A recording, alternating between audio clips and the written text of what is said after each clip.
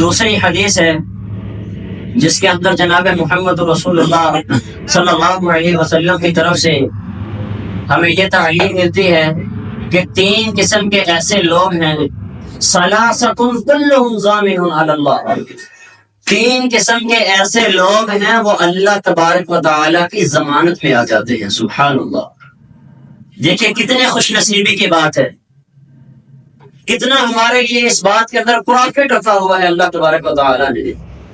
اتنا فائدہ کہ وہ شخص جو ہے اللہ تبارک و تعالیٰ کی ضمانت کے اندر آ جاتا ہے۔ اور یہ بات یاد رکھیے، جو اللہ تبارک و تعالیٰ کی ضمانت کے اندر آ جاتا ہے، دنیا کے اندر بھی اسے کوئی چیز تکلیف نہیں دے سکتی، اور کل قیامت کے دن بھی اللہ تبارک و تعالیٰ کی جنت میں اسے داخل کیا جائے گا، کیونکہ وہ شخص جو ہے وہ اللہ تبارک و تعالیٰ کی ضمانت میں آ گیا ہے۔ اب اس کے ایمان کی حفاظت، اس کے جسم کی حفاظت، اس کی تمام تر چیزوں کی حفاظت جو ہے وہ اللہ تبارک و تعالیٰ کے ذمے میں آ جاتی ہے۔ اللہ تبارک و تعالیٰ خود اس کی حفاظت کرتے ہیں۔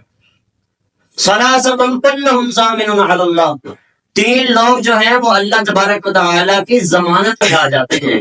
ان عاش رزق، اور دوسری خوشخبری کیا ہے، جب تک زندہ رہتے ہیں اللہ تبارک و تعالیٰ جو ہے ان کے مال کے اندر برکت ڈال دیتے ہیں، ان کے مال کو بڑھا دیتے ہیں۔ وَإِن مَاتَ ادخلہ اللہ الجنہ، اور تیسری خوشخبری کیا ہے، جب تک دنیا میں رہتے ہیں اللہ کی ضمانت میں رہتے ہیں، جب تک دنیا میں رہتے ہیں وسیع طور پر جو ہے ان کو مال بھی دیا جاتا ہے۔ اور تیسری خوشخبری ان لوگوں کے لیے کیا ہے کہ جب وہ اس دنیا سے رخصت ہوتے ہیں، فوت ہوتے ہیں، ادخلہ اللہ الجنہ، اللہ تبارک و تعالیٰ جو ہے ان کو جنت میں داخل کر دیتے ہیں۔ تو وہ 3 شخص کون سے ہیں؟ پہلے پیغمبر جناب محمد رسول اللہ صلی اللہ علیہ وسلم نے بیان فرمایا، پہلے نمبر پر ایسا شخص جو اپنے گھر میں داخل ہوتے وقت السلام علیکم ورحمۃ اللہ وبرکاتہ کہتا ہے۔ اب دیکھیے کتنا چھوٹا عمل ہے، کتنا معمولی سا عمل ہے، السلام علیکم ورحمۃ اللہ وبرکاتہ کہنا۔ یہ کہنے کی وجہ سے 30 نیکیاں بھی ملتی ہیں، اور وہ بندہ اللہ کی ضمانت میں بھی آ جاتا ہے، اللہ اس کے مال کو، اس کے رزق کو بھی بڑھا دیتے ہیں، اور جب دنیا سے جاتا ہے اللہ تبارک و تعالیٰ اسے جنت میں بھی داخل کریں گے۔ عمل کیا ہے؟ عمل ایک چھوٹا سا عمل ہے، جب اپنے گھر کے اندر داخل ہونا ہے تو کیا کہنا ہے، السلام علیکم ورحمۃ اللہ وبرکاتہ۔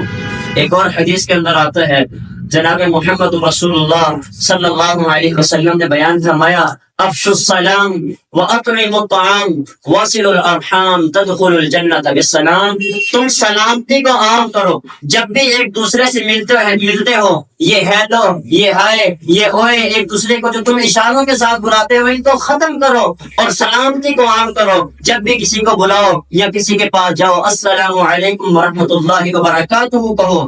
وَأَطْعِمُوا الطَّعَامَ، غرباء کو کھانا کھلایا کرو۔ وَصِلُوا الْأَرْحَامَ، صلہ رحمی کیا کرو۔ تَدْخُلُوا الْجَنَّةَ بِالسَّلَامِ، اگر تم سلامتی کو عام کرو گے، اگر تم غرباء کو کھانا کھلاؤ گے، اگر تم رشتہ داروں کے ساتھ اچھا سلوک کرو گے، تَدْخُلُوا الْجَنَّةَ بِالسَّلَامِ، اللہ تبارک و تعالیٰ کی جنت کے اندر سلامتی کے ساتھ تم داخل کر دیے جاؤ۔ تو یاد رکھیے، جب بھی اپنے گھر میں داخل ہوں تو کیا کہنا ہے، السلام علیکم ورحمۃ اللہ وبرکاتہ۔ آپ یہ عمل کو اختیار کریں گے، آپ اللہ کی ضمانت میں بھی آ جائیں گے، اللہ آپ کے رزق کو بھی بڑھا دیں گے، اور جب اس دنیا سے ہم رخصت ہوں گے انشاءاللہ اللہ تبارک و تعالی جنت میں بھی داخل کریں گے۔ اور دوسرے نمبر پر ایسا شخص جو اپنے گھر سے وضو کر کے نکلتا ہے مسجد میں نماز پڑھنے کے لیے، جو اپنے گھر سے نکلا، مسجد کی طرف نکلا اور وضو کر کے نکلا، اس کی نیت کیا ہے کہ میں مسجد کے اندر جا کر نماز ادا کروں گا۔ ایک اور حدیث کے اندر آتا ہے کہ جو شخص اپنے مقام سے وضو کر کے آتا ہے، ہر ایک قدم پر اللہ تبارک و تعالیٰ اس کی ایک گناہ کو جو ہے وہ معاف فرما دیتے ہیں، ایک نیکی کو اس کے کھاتے میں لکھ دیتے ہیں، اور ایک درجہ اللہ تبارک و تعالیٰ اس کا بڑھا دیتے ہیں۔ تو یاد رکھیے، ایک تو یہ بھی خوشخبری ہے کہ نیکیاں بھی بڑھتی رہتی ہیں، درجات بھی بلند ہوتے رہتے ہیں، اور دوسرے نمبر پر جو شخص وضو کر کے اللہ کے گھر کے اندر آتا ہے نماز ادا کرنے کے لیے، وہ اللہ کی ضمانت میں بھی آ جاتا ہے، اللہ اس کے مال کے اندر برکت بھی نازل کر دیتے ہیں، اس کے مال کو وسیع کر دیتے ہیں، اور اللہ تبارک و تعالیٰ اس کو جنت میں بھی داخل کریں گے۔ اور تیسرے نمبر پر ایسا شخص جو اللہ تبارک و تعالیٰ کے راستے کے اندر نکلتا ہے اور فی سبیل اللہ خالصتاً اللہ کو راضی کرنے کے لیے نکلتا ہے۔ یاد رکھیے لوگوں نے فی سبیل اللہ کے لفظ کو بڑا محیط، بڑا جو ہے وہ تنگ کر دیا ہے۔ وہ صرف یہ نظریہ پیش کرتے ہیں کہ صرف جہاد کے لیے چلے جانا، صرف لڑائی جھگڑے کے لیے، قتال کے لیے، جنگ کے لیے چلے جانا، صرف یہی جہاد ہے فی سبیل اللہ ہے۔ نہیں میرے بھائیو، آپ گھر سے مسجد کے اندر نماز ادا کرنے کے لیے آئے ہیں، یہ بھی جہاد ہے۔ آپ جو ہے وہ کسی کو نیکی کا حکم دے رہے ہیں، گناہ سے روک رہے ہیں، برے کام سے روک رہے ہیں، یہ بھی جہاد ہے۔ آپ دین کی خدمت کر رہے ہیں، وہ جسمانی طور پر ہے، وہ زبانی طور پر ہے، جس طریقے سے بھی آپ دین کی خدمت کر رہے ہیں وہ بھی جہاد ہے۔ لہذا معلوم ہوا اللہ تبارک و تعالیٰ کی رضا کے لیے، خوشخبری کے لیے، اللہ کی خوشنودی کے لیے اور نیکی حاصل کرنے کے لیے جو بھی عمل کیا جائے وہ عمل کیا ہے؟ وہ جہاد کے اندر شامل کیا جاتا ہے۔ اور یہ بھی یاد رکھیے جو بھی عمل کیا جائے وہ جب جہاد کے اندر شامل کیا جائے گا تو آپ کی نیت بھی کیا ہونی چاہیے؟ خالصتاً اللہ تبارک و تعالیٰ کے لیے ہونی چاہیے۔